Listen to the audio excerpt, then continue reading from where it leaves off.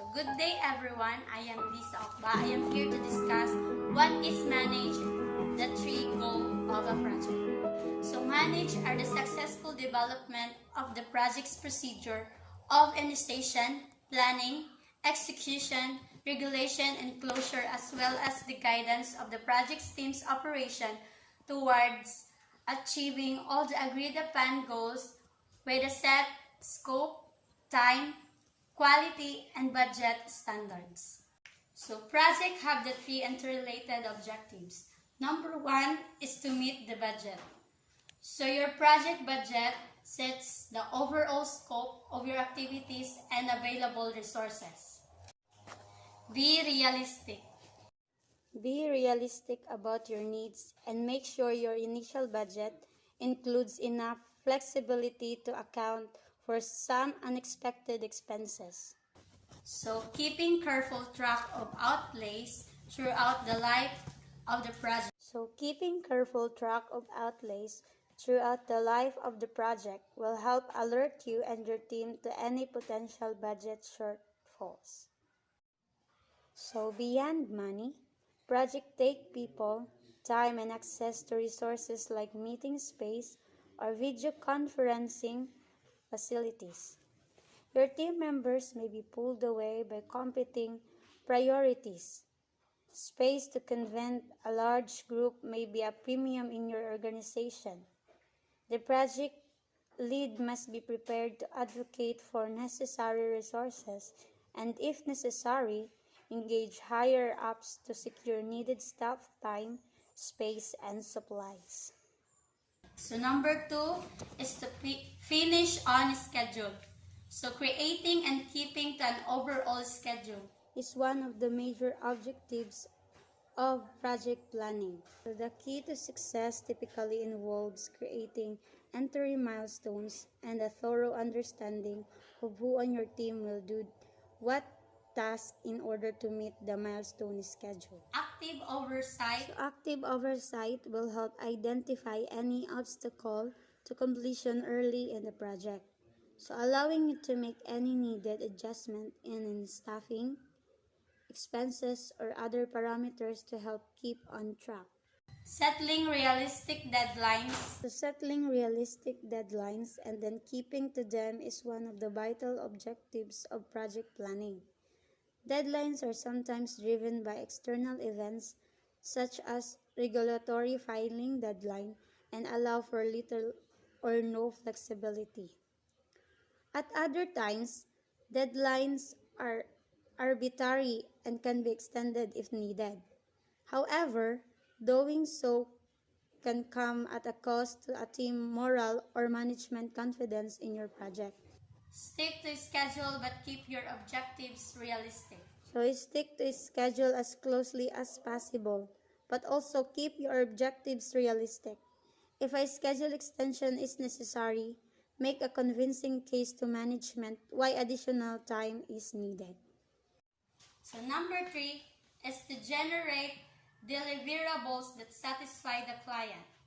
So make sure you have access to the expertise you need. So if it's not available in-house, look for an outside consultant who can fit the bill.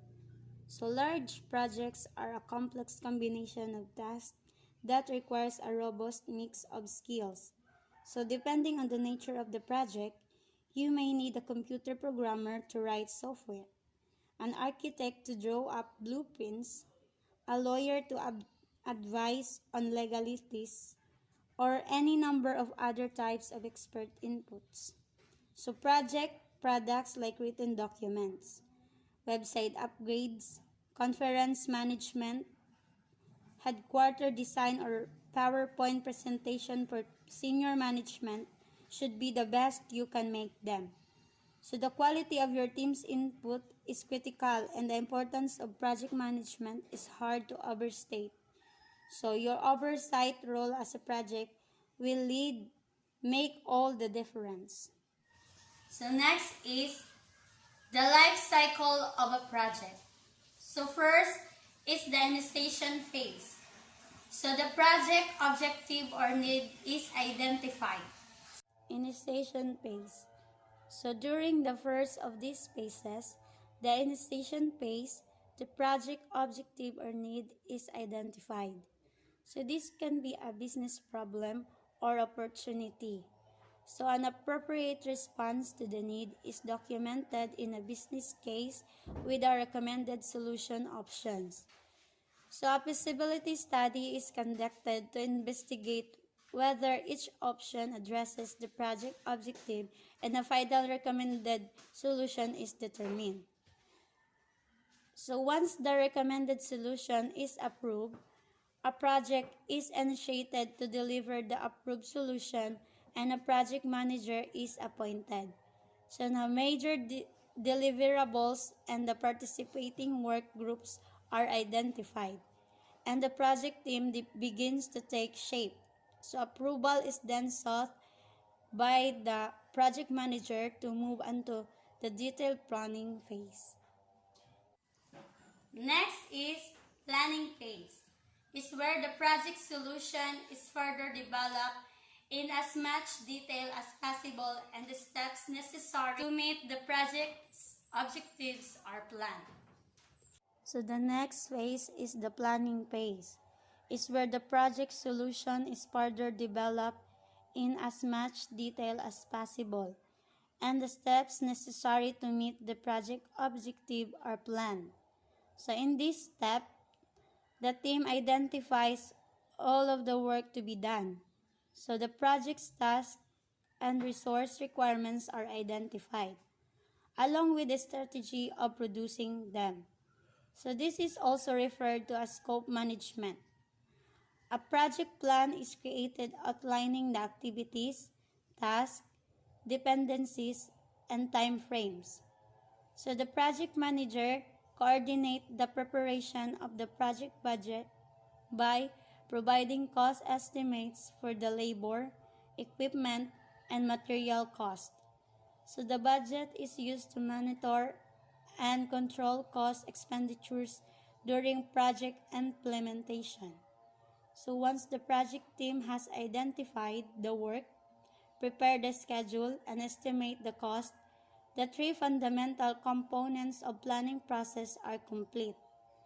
This is an excellent time to identify and try to deal with anything that might pose a threat to the successful completion of the project. So this is the called management.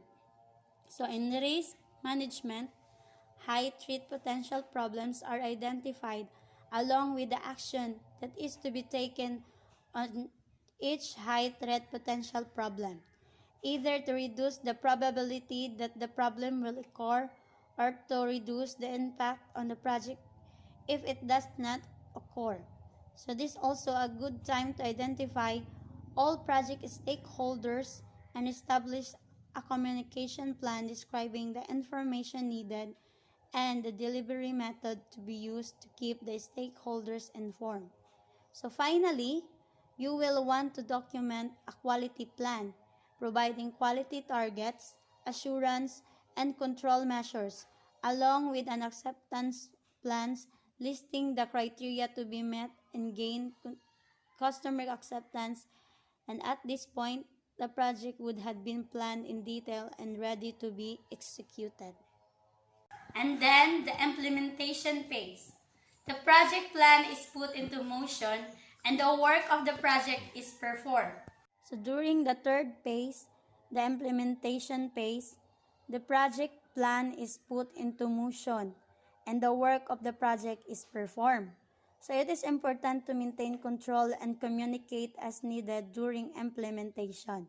So progress is continuously monitored and appropriate adjustments are made and recorded as variances from the original plan.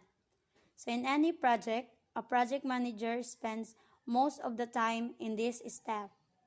So during project implementation, people are carrying out the task and progress information is being reported through regular team meetings. So the project manager uses this information to maintain control over the direction of the project by comparing the progress report with the project plan to measure the performance of the project activities and take corrective actions as needed. So the first course of the action should always to bring the project back on course. Example is to return it to the original plan. So if that if that cannot happen, the team should record variations from the original plan and record the published modifications to the plan. So throughout this step, project sponsors and other key stakeholders should be kept informed of the project's status according to the agreed on frequency and format of communication. So the plan should be updated and published on the regular basis. So status reports should always emphasize an anticipated endpoint in terms of cost, schedule, and quality of deliverables. So each project deliverable produced should be reviewed for quality and measured against the acceptance criteria. So once all of the deliverables have been produced and the customer has accepted the final solution, the project is ready for closure. And lastly, the closing phase. It is the completion phase. The emphasis is on realizing the final deliverables to the customer. So during the final closure or completion phase, the emphasis is on releasing the final deliverables to the customer, handing over projects documentation to the business, terminating supplier contracts, releasing project resources, and communicating the closure of the project to all stakeholders. So the last remaining step is to conduct lesson learned studies to examine what went well and what didn't. So through this type of analysis, the wisdom of experience is transferred back to the project organization, which will help future project teams. That would be all, and thank you.